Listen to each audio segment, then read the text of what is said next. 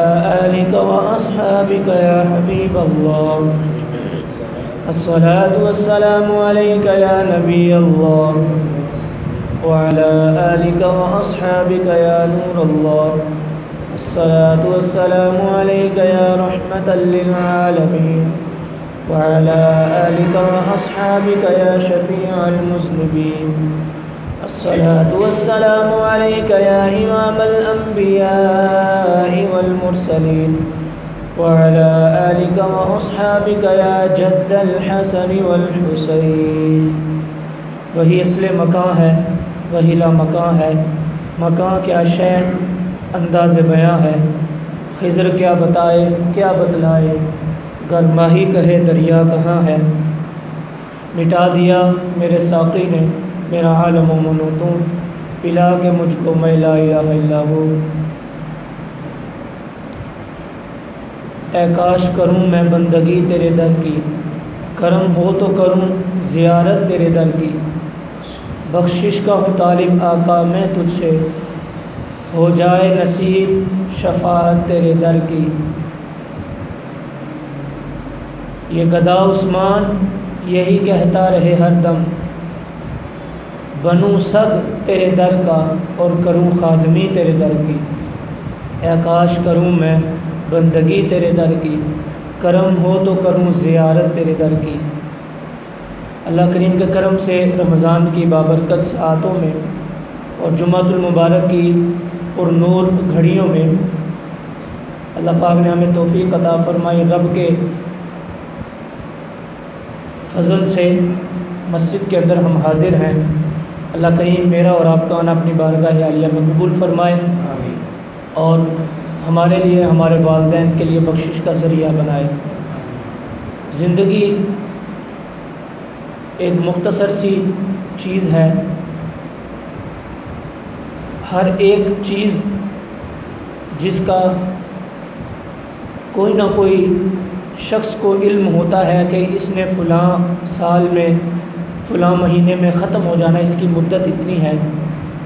ہر چیز کی کوئی نہ کوئی مدت ہے اور انسان کو پتہ بھی ہے. اسی طرح انسان کی زندگی کی بھی ایک مدت ہے اور یہ کوئی شخص دنیا کا ایسا نہیں جو جانتا نہ ہو کہ میری زندگی کی ایک مدت مقرر ہے، لیکن وہ اللہ کو پتہ ہے کہ کب ہمارا آخری وقت آئے گا. لیکن اس زندگی کو مختصر سمجھنے کے باوجود، اس زندگی کو پتہ ہونے کے باوجود کہ ہماری مدت مقرر ہے، لوگ اس زندگی کو نفرتوں میں گزارتے ہیں اور محبتوں کا جام ختم کر کے نفرتوں کے کالے پانی کے اندر چھلانگ لگانے پر مجبور ہو جاتے ہیں. کبھی کبھی مجبور ہوتے ہیں اور کبھی کبھی دل چاہتا ہے. غرور کی ہوا، تکبر کی فضا، اور یہ فضا تکبر کی فضا ہی لگتی ہے جب بندہ اپنے آپ میں ہوتا ہے. لیکن اللہ پاک نے انسان کے اندر ایک ناطہ جوڑا ہے کہ انسان آپس میں کس طرح زندگی گزارے. اس کے کلام مجید فرقان حمید میں بھی احکامات ہیں اور حدیث پاک میں بھی بارہا پیارے نبی علیہ السلام کی زبان اطہر سے اس طرح کے الفاظ جاری ہوئے ہیں. آج کا جو موضوع ہے ہماری زندگی کے اندر ایک انقلاب برپا کرنے والا، اور ہو سکتا ہے کسی کے دل کو کوئی لفظ لگے اور بندہ جو ہے نا وہ سدھرنے میں کامیاب ہو جائے اور اپنی زندگی کو محبت کے جام کے اندر گزارنے والا بن جائے. اور محبت کا جام ایک ایسا ہے کہ اگر کسی کو عطا ہو جائے تو اللہ پاک کی بارگاہ میں وہ مقبول ہوتا ہے اور پیارے نبی علیہ السلام کی بارگاہ میں بھی وہ مقبول ہوتا ہے. اب سب سے پہلے ایک بات عرض کروں، اللہ پاک نے انسان کے جسم کے اندر ایک ٹکڑا بنایا ہے جس کو دل کہا جاتا ہے، عربی میں قلب کہا جاتا ہے. دل اور قلب کے جو الفاظ مزین کیے گئے، اس کا اصل معنی یہ ہے کہ دل جو ہے وہ بدلتا رہتا ہے. دل کے اندر ابھی کچھ ہوتا ہے، تھوڑی دیر کے بعد کچھ آ جاتا ہے، یہ تبدیلی آتی رہتی ہے. اور اس دل کے اندر اللہ پاک نے دونوں چیزیں رکھی ہیں، محبت بھی رکھی ہے اور نفرت بھی رکھی ہے. اس کو سمجھنے کی بات، رب نے اس دل کے اندر محبت بھی رکھی اور نفرت بھی رکھی ہے. لیکن اب انسان کے اوپر ہے کہ محبت کو کہاں استعمال کرتا ہے اور نفرت کو کہاں استعمال کرتا ہے۔ نفرت کو کہاں استعمال کرنے کا حکم ہے اور محبت کو کہاں استعمال کرنے کا حکم ہے۔ اب ہمارے اوپر ہے کہ ہم اس جام کو کہاں لے کے جاتے ہیں، ان دونوں چیزوں کو کس راستے پر لے کے جانے پر مجبور ہو جاتے ہیں۔ اللہ پاک نے دو چیزیں اور بھی رکھی، ایک ہوتی ہے فطری محبت، ایک ہوتی ہے غیر فطری محبت۔ فطری محبت اس کو کہا جاتا ہے کہ بندے کو کرنی نہیں پڑتی، وہ خود بخود ہو جاتی ہے۔ جیسے مثال کے طور پہ باپ کو اپنی اولاد سے محبت، یہ کوئی اس کے لیے محنت نہیں کرنی پڑتی، باپ کو خود بخود اپنی اولاد سے پیار ہوتا ہے۔ اولاد کو اپنے والدین سے محبت ہوتی ہے، یہ بھی فطری محبت ہے۔ بھائی کو بھائی سے پیار ہوتا ہے، بھائی کو بہن سے محبت ہوتی ہے، یہ ایک فطری تقاضا ہے، یہ خود بخود محبت ہوتی ہے۔ خون جو ہے نا وہ ایک دوسرے کا ایک ہوتا ہے، تو جس کی وجہ سے دل کے اندر خود بخود یہ محبت ہوتی ہے۔ آپ نے دیکھا نہیں ہوگا ایک بھائی اگر دوسرے بھائی سے نہیں بولتا، بول چال ختم کی ہوتی ہے، لیکن اگر اس کے بھائی کو کبھی مجبوری آ جائے، کبھی کوئی اس طرح کا معاملہ ہو جائے، بے شک وہ اس سے حال پوچھے نہ پوچھے، تو جو بھائی اپنے بھائی سے کلام نہیں کرتا تھا اس کے دل کے اندر بھائی کا پیار ضرور آتا ہے، کیونکہ ایک قلبی محبت ہے اور یہ فطری تقاضا ہے۔ اور ایک ہوتی ہے محبت غیر فطری، اس کو آسان لفظوں میں یوں کہہ سکتے ہیں، یہ محبت کرنی پڑتی ہے، خود بخود نہیں ہوتی، یہ کسی نہ کسی سے۔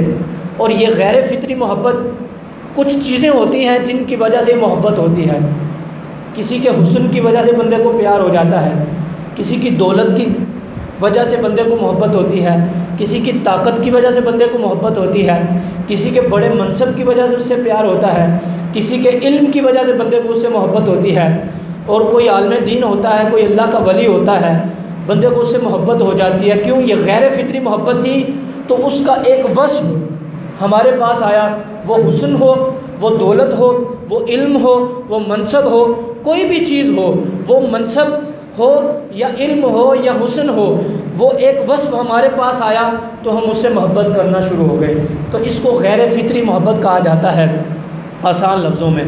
تو جو فطری محبت ہے وہ تو بندہ کرتا ہی ہے، باپ اپنی اولاد سے کرتا ہے، اور اولاد اپنے والدین سے کرتی ہے، بھائی بھائی سے پیار کرتا ہے، اور رشتہ دار رشتہ داروں سے محبت کرتے ہیں، لیکن غیر فطری محبت کا تقاضا بھی ہم سے کیا گیا ہے۔ جیسے مثال کے طور پر اللہ فرماتا ہے کہ میرے بندے وہ ہیں، کافر تو وہ ہیں کہ وہ کفر کے اندر اتنا غرق ہیں، بت پرستی کے اندر، گمراہی کے اندر، کہ ان کو رب کا خیال نہیں آتا، جس نے ان کو پیدا کیا ہے اس کا خیال نہیں آتا۔ لیکن جو اللہ کے بندے ہیں، والذین آمنوا اشد حبا للہ، جو اللہ کے بندے ہیں، ایمان والے ہیں، وہ اللہ سے بہت زیادہ محبت کرتے ہیں۔ کیوں؟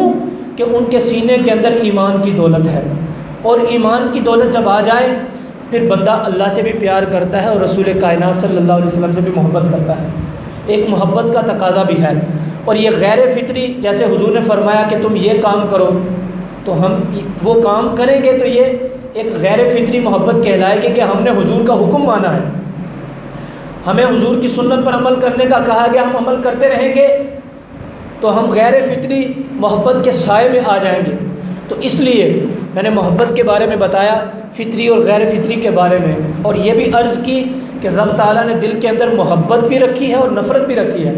اب انسان محبت کو کہاں استعمال کرتا ہے اور نفرت کو کہاں استعمال کرتا ہے؟ ہمیں حکم دیا گیا اپنی محبتوں کے جام اپنے والدین کے لیے استعمال کرو، اپنی محبتوں کے جام اپنے بھائیوں کے لیے استعمال کرو، اپنی محبتوں کے جام اپنی اولاد کے لیے استعمال کرو، اپنی محبتوں کے جام اپنی بیوی کے لیے استعمال کرو، اپنی محبتوں کے جام اپنے رشتہ داروں کے لیے استعمال کرو، اپنی محبتوں کے جام اپنے ہمسایوں کے لیے استعمال کرو، اپنی محبتوں کے جام تم جو ہمسایوں کے ساتھ رہتے ہیں، دور و نزدیک ایمان والے، تم ان سے بھی پیار کرو، کیونکہ اللہ فرماتا ہے وَاذْكُرُوا نِعْمَتَ اللَّهِ، یاد کرو اللہ کی نعمتوں کو، یاد کرو۔ یہ قرآن کے الفاظ ہیں، چوتھے پارے میں اللہ فرماتا ہے وَاذْكُرُوا نِعْمَتَ اللَّهِ، اللہ کی نعمتوں کو یاد کرو، اِذْ كُنْتُمْ أَعْدَاءً فَأَلَّفَ بَيْنَ قُلُوبِكُمْ، یاد کرو وہ وقت بھی کہ جب تم ایک دوسرے کے دشمن تھے، تم ایک دوسرے کو قتل کرتے تھے ایمان سے پہلے۔ یہاں پر میں نے پہلے عرض کی محبتوں کے جام اپنے ایمان والوں کے لیے بھی استعمال کرو، اپنے ہمسایوں کے لیے استعمال کرو۔ اللہ ہمیں یاد کراتا ہے وَاذْكُرُوا نِعْمَتَ اللَّهِ، اللہ کی نعمت کو یاد کرو۔ اِذْ كُنْتُمْ أَعْدَاءً، جب تم ایک دوسرے کے دشمن تھے، ایک دوسرے کو قتل کرتے تھے، ایک دوسرے کو جو ہے نا نیست و نابود کرنے کے لیے تیار تھے، لیکن کیا ہوا؟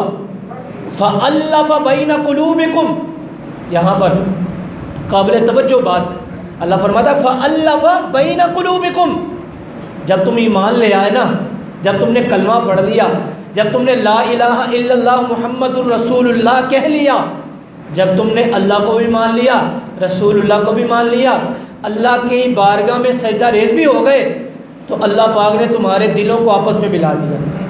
پہلے تم آپس میں ایک دوسرے کے دشمن تھے، فَأَلَّفَ بَيْنَ قُلُوبِكُمْ، رب تعالیٰ نے تمہارے دلوں کو ملا دیا۔ فَأَصْبَحْتُمْ بِنِعْمَتِهِ إِخْوَانًا، پھر جب دلوں کو ملا دیا نا، پھر تم کیا ہو گئے؟ آپس میں ایک دوسرے کے بھائی بھائی ہو گئے۔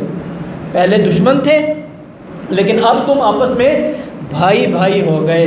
اللہ اکبر، اللہ پاک ہمیں یاد دلاتا ہے فَأَنْقَذَكُم مِّنْهَا، یہ آیت کریمہ اگر پڑھے تو ایمان والوں کو اپنی حیثیت پتہ چلتی ہے کہ ایمان والے پہلے کیا تھے اور بعد میں رب تعالیٰ نے ان کو کیا رتبہ عطا فرمایا۔ اب ایمان والے آپس میں کیا ہو گئے؟ بھائی بھائی ہو گئے، آپس میں ان کا ایک رشتہ ہوگا ایمان کا، اور ایمان کا رشتہ ہی سب سے اعلیٰ ہے۔ لیکن افسوس کی بات ہے، افسوس کا تقاضا یہ ہے کہ ہمارے پاس اتنا بڑا منصب ہے کہ اللہ پاک نے ہمیں ایمان کی دولت کے ساتھ ہمیں آپس میں بھائی بھائی بنا دیا، لیکن ہم اپنی نفرتوں کو سامنے رکھ کر، اپنی چھوٹی چھوٹی باتوں کو سامنے رکھ کر، چھوٹی چھوٹی رنجشوں کو سامنے رکھ کر ایک دوسرے سے نفرت کرتے ہیں، ایک دوسرے سے محبت نہیں کرتے۔ اللہ فرماتا ہے اے میرے بندو، آپس میں تم بھائی بھائی ہو گئے، آپس میں تم محبت کرنے والے ہو گئے، لیکن ہم کیا کرتے ہیں؟ آپس میں ایک دوسرے سے نفرت کرتے ہیں۔ تو یہ ہمیں حکم دیا گیا کہ محبتیں پھیلاؤ، نفرتوں کو دور کرو۔ تو آج رشتہ داروں کے اندر نفرتیں ہیں، دوست اپنے دوست کے پاس بیٹھتا ضرور ہے، ہنستا بھی ہے، مسکراتا بھی ہے، لیکن جب یہ دونوں دوست جدا ہوتے ہیں نا، پھر ایک دوسرے کی غیبت کر رہے ہوتے ہیں، ایک دوسرے کی چغلی کر رہے ہوتے ہیں۔ ہم 5-7 لوگ اکٹھے کام تو کرتے ہیں، سارا دن اکٹھے کام کرتے ہیں، بوریاں بھی اٹھاتے ہیں، سامان بھی اٹھاتے ہیں، لیکن کیا ہوتا ہے جب جدا ہوتے ہیں نا، ایک دوسرے کی غیبت چغلی کر رہے ہوتے ہیں۔ ہمیں حکم یہ ہے کہ مسلمانوں کی غیبت نہ کرو، مسلمانوں کے ساتھ پیار کرو، جیسے سامنے ہو ویسے ہی بعد میں بھی رہو۔ یہ ہمارا تقاضا بن چکا۔ جب غیبت ہوتی ہے پھر کیا ہوتا ہے؟ غیبت کرنے والا سمجھتا ہے کہ میں نے غیبت کر کے بہت بڑا کام کر دیا، چغلی کرنے والا سمجھتا ہے میں نے بہت بڑا کام کر دیا، میں نے تو الگ ہو کر فلاں اپنے دوست کی غیبت کی، رشتہ دار کی، لیکن اس کا اثر کیا ہوتا ہے؟ جو غیبت کر رہا ہوتا ہے نا، پھر اس کی بھی لوگ غیبتیں کرتے ہیں، اس کی بھی لوگ چغلیاں کرتے ہیں، اس کے بارے میں بھی لوگ نفرت پھیلاتے ہیں۔ جو کسی کے بارے میں نفرت پھیلائے گا، لوگ اس کے بارے میں بھی نفرت پھیلائیں گے۔ تو اس لیے رمضان کا مہینہ ہے، ہمیں قرآن کہتا ہے کہ آپس میں اتفاق پیدا کرو، آپس میں محبت پیدا کرو۔ اگر تھوڑی سی بات ہو بھی جاتی ہے تو کم سے کم معاف کرنے کا جذبہ تو پیدا کرو نا۔ اللہ کلام مجید میں فرماتا ہے 4 پارے کے اندر ہی فَبِمَا رَحْمَةٍ مِّنَ اللَّهِ لِنْتَ لَهُمْ وَلَوْ كُنْتَ فَظًّا غَلِيظَ الْقَلْبِ لَانفَضُّوا مِنْ حَوْلِكَ فَاعْفُ عَنْهُمْ وَاسْتَغْفِرْ لَهُمْ وَشَاوِرْهُمْ فِي الْأَمْرِ۔ پیارے نبی علیہ السلام کے بارے میں اللہ فرماتا ہے اے محبوب علیہ السلام فَبِمَا رَحْمَةٍ مِّنَ اللَّهِ لِنْتَ لَهُمْ، ہم نے اپنی رحمت سے آپ کو نرم دل بنایا ہے، نرم مزاج بنایا ہے اپنی رحمت سے۔ تو آپ کیا کریں؟ فَبِمَا رَحْمَةٍ مِّنَ اللَّهِ لِنْتَ لَهُمْ وَلَوْ كُنْتَ فَظًّا غَلِيظَ الْقَلْبِ لَانفَضُّوا مِنْ حَوْلِكَ، جو آپ کے قریب ہے نا، آپ ان سے پیار سے بات کریں، محبت سے بات کریں۔ اللہ اکبر۔ اگر کبھی کبھار حضور کو اللہ فرمایا کبھی کبھار آپ کے جو قریب لوگ ہیں ان سے کوئی بات ہو بھی جائے نا، کبھی کبھار ان کی زبان سے کوئی لفظ نکل آئے یا ان کا عمل کچھ ایسا ہو بھی جائے، تو آپ کیا کریں؟ فَاعْفُ عَنْهُمْ، ان کو معاف کر دیں۔ پھر کیا کریں؟ معاف نہ کریں، بلکہ ایک اور کام کر دیں، وَاسْتَغْفِرْ لَهُمْ، ان کے لیے میری بارگاہ میں دعا بھی کریں، استغفار بھی کریں۔ اللہ اکبر۔ دیکھیں پیارے نبی علیہ السلام کو جو رحمت کونین ہے، وَمَا أَرْسَلْنَاكَ إِلَّا رَحْمَةً لِلْعَالَمِينَ کا جن کے سر کے اوپر تاج ہے، اللہ ان کو حکم فرما رہا ہے اگر آپ کے قریب کوئی ایسا عمل کر بھی دے تو اس کو معاف کر دیں، بلکہ اس کے لیے دعا بھی کریں۔ لیکن آج ہمارا حال کیا ہے؟ ہمارا حال یہ ہے رشتہ دار کوئی بات کر دے معاف نہیں کرتے، دوست کوئی بات کر دے معاف نہیں کرتے، ہمسایہ اس سے کوئی غلطی ہو جائے ہم اس کو معاف نہیں کرتے، اگر کوئی اس کا بچہ بھی کوئی ایسا کام کر دے نا تو ہم اس کو چھوڑتے نہیں ہیں۔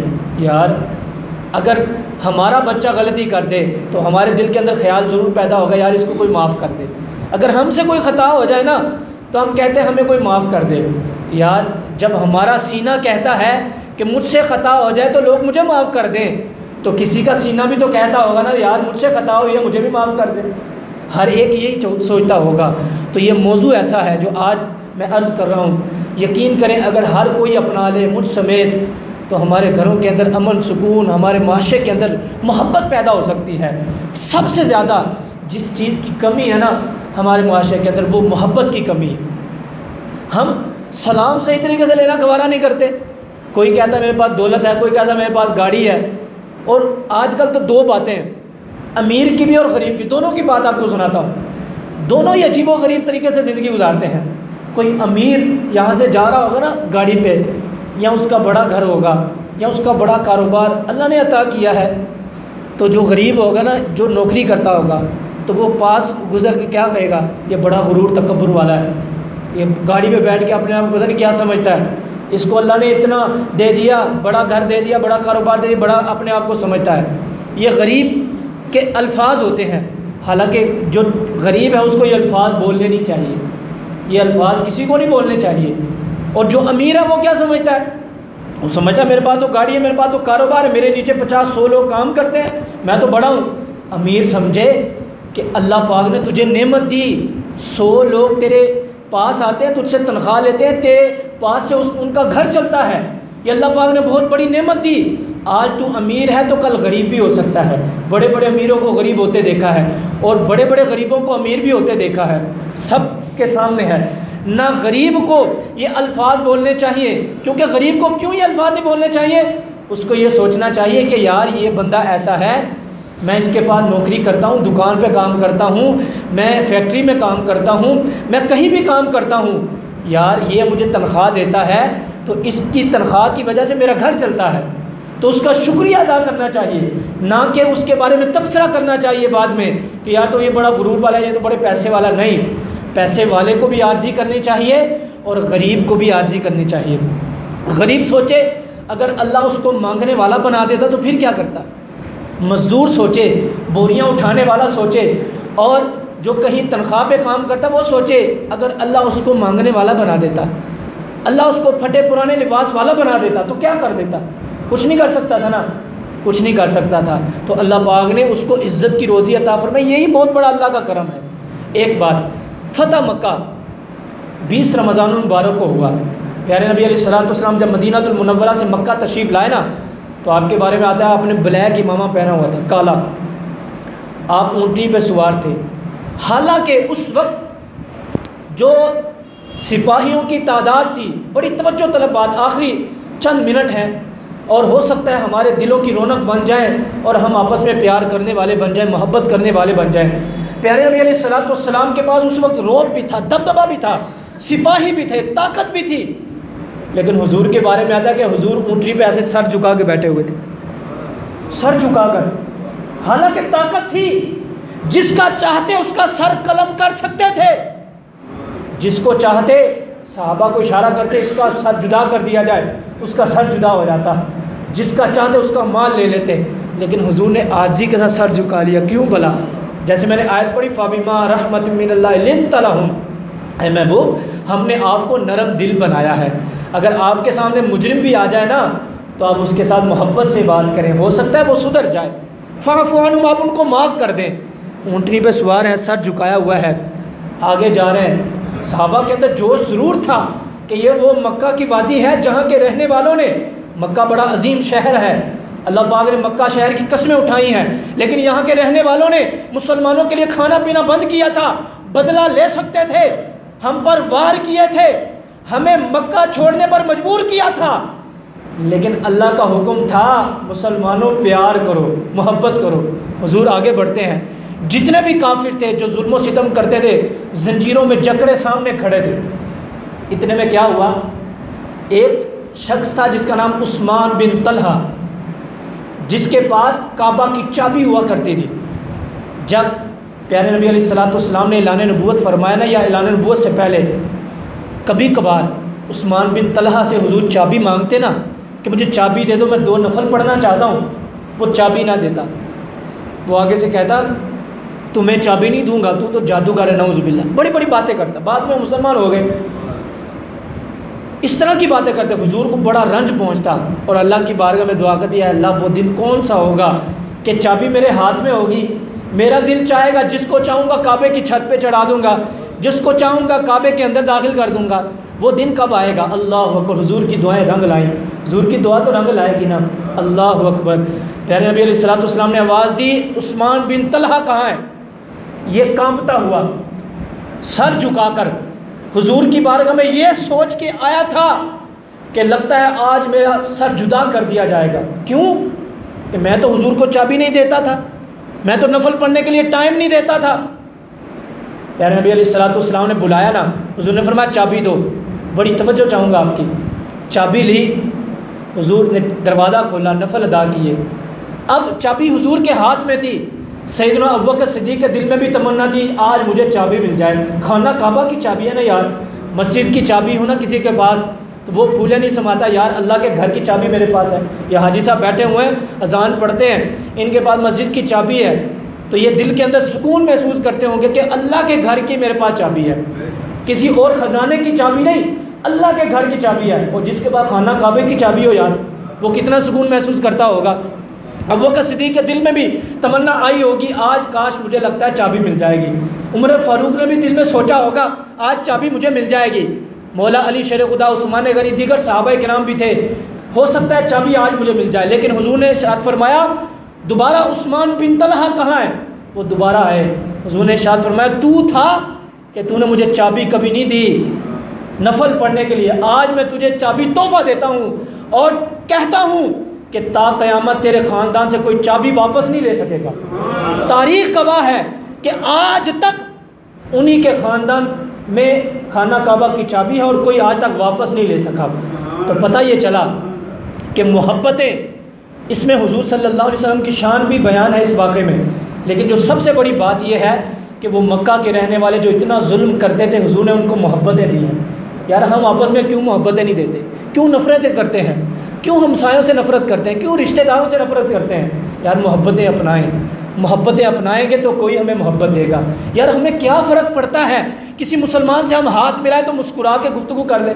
میں نے ایک حدیث پاک سنائی تھی 3-4 جمعے پہلے اخلاق کے موضوع پر، حضور نے ارشاد فرمایا میرے صحابہ، پھر سنا دیتا ہوں، رمضان کا بابرکت مہینہ ہے، ہو سکتا ہے کسی کے دل میں اثر ہو جائے۔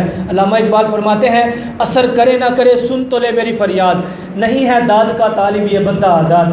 پیارے نبی علیہ السلام نے ارشاد فرمایا میرے صحابہ تجھے ایک عمل نہ بتاؤں، نہ تمہیں جو ہے نا وہ پیسے دینے پڑیں گے درہم و دینار، نہ تمہیں زمین دینا پڑے گی، کچھ نہیں دینا پڑے گا، لیکن اللہ تمہیں صدقے کا ثواب عطا فرما دے گا۔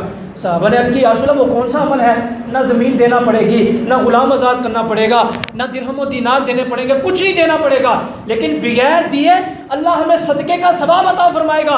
حضور نے ارشاد فرمایا اے میرے صحابہ اور آنے والے امتیوں کو بھی فرمایا تا قیامت، اے میرے امتیوں جب کوئی کسی مسلمان سے سلام کرے گا، سلام کرتے ہوئے مسکرا کے اس کے ساتھ سلام کرے گا، اس کو جواب دے گا، اللہ اس کو بغیر کوئی چیز دیے صدقے کا ثواب عطا فرما دے گا۔ یار ہمیں کیا فرق پڑتا ہے؟ مسکرا کے بات کر لیں، مسکرا کے سلام لے لیں۔ اگر کوئی ہمارا نیچے ماتحت ہے، ہمارے پاس کام کرتا ہے، اگر وہ کوئی بات کہہ رہا ہے تو ہم مسکرا کے بات کیوں نہیں کرتے؟ کوئی فرق آتا ہے؟ بغیر کچھ دیے کھڑے کھڑے ہم صدقے کا ثواب کما سکتے ہیں۔ تو یار میں کہتا ہوں وہ جو صدقہ ہم دیتے ہیں لوگوں کو دکھانے کے لیے وہ شاید قبول ہو نہ ہو، لیکن یہ جو اخلاق والا صدقہ ہے یہ اللہ قبول فرما لے گا۔ ایک بزرگ رحمۃ اللہ علیہ فرماتے ہیں جو بندہ انسانوں سے پیار نہیں کرتا نا، وہ کبھی اللہ سے بھی پیار نہیں کر سکتا۔ کیوں؟ اس کی وجہ بتائی۔ اس کی وجہ یہ، میں مثال دیتا ہوں، میرے ذہن میں مثال پیدا ہوئی تھی۔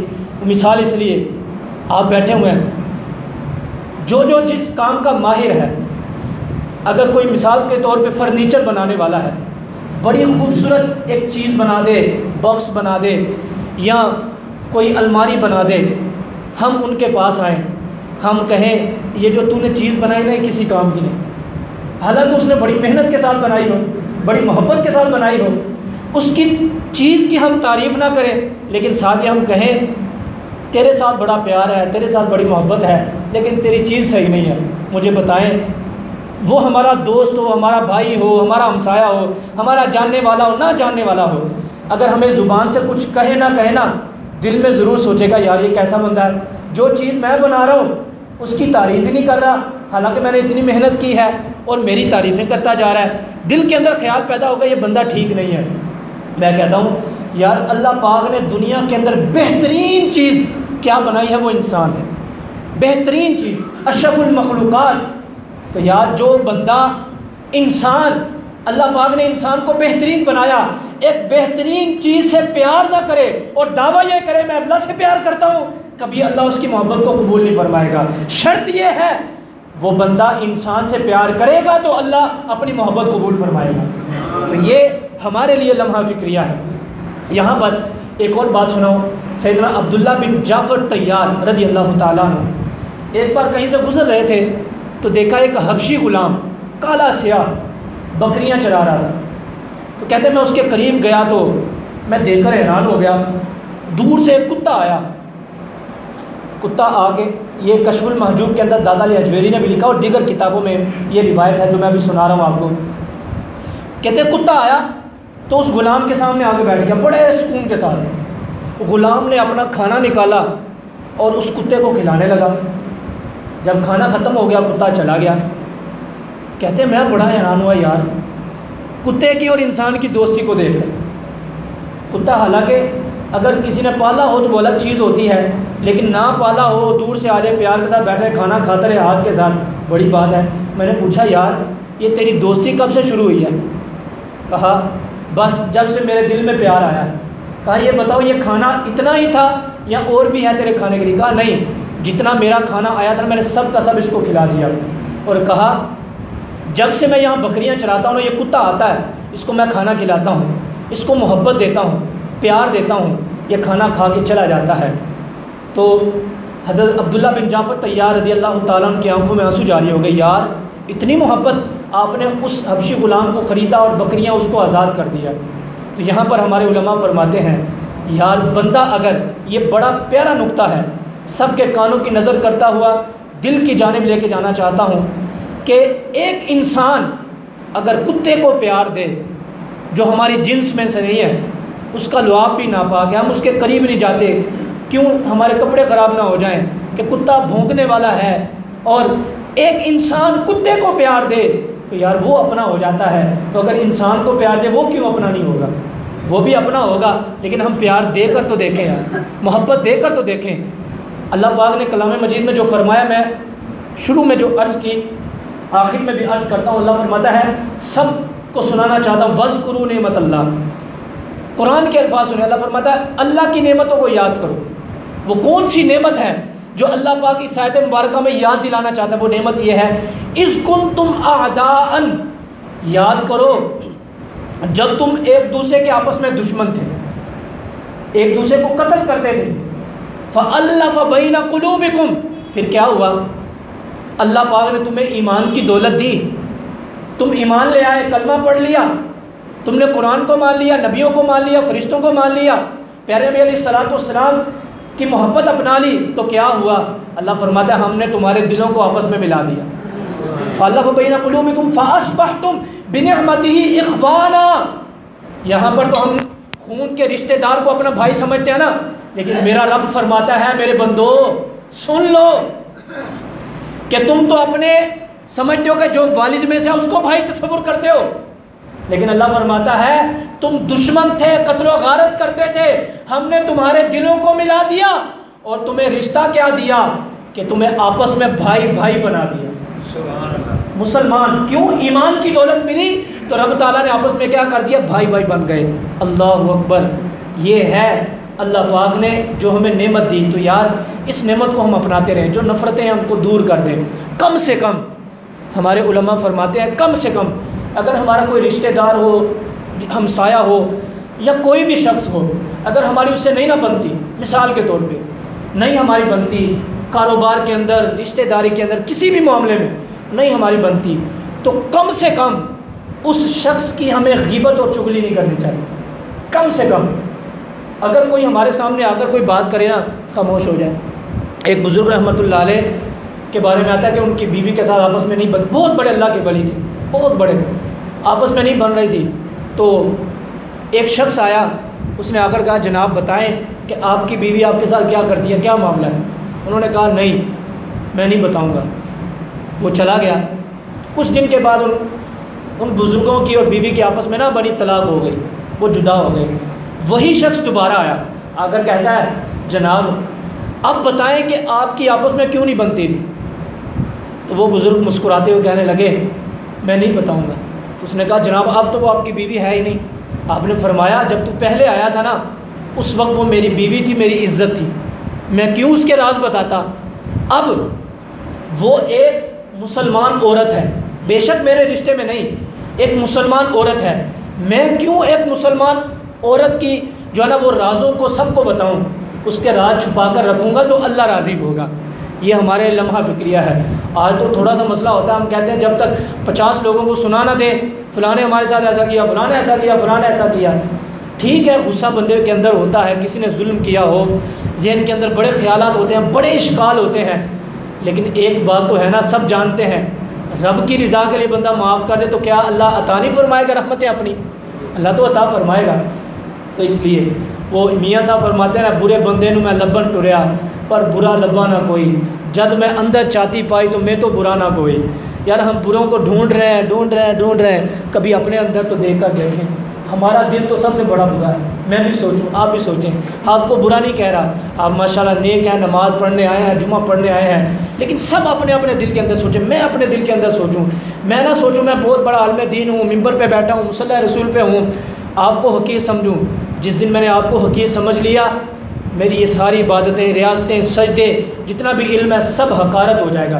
ٹھیک ہے اللہ نے یہ عزت عطا فرمائی، یہ منصب عطا فرمایا، آپ اگر سوچیں ٹھیک ہے اللہ نے آپ کو دنیا دی، اگر تکبر کرنے لگے، غرور کرنے لگے، یاد رکھیں آج کے امیر ہیں تو کل کے غریب بھی ہو جاتے ہیں۔ تو یہ اپنے اندر ہم محبت کی فضا قائم کریں گے تو انشاءاللہ اللہ بھی ہم سے محبت فرمائے گا۔ اللہ پاک کی بارگاہ میں دعا کرتے ہیں اللہ مجھے اور آپ کو عمل کرنے کی توفیق عطا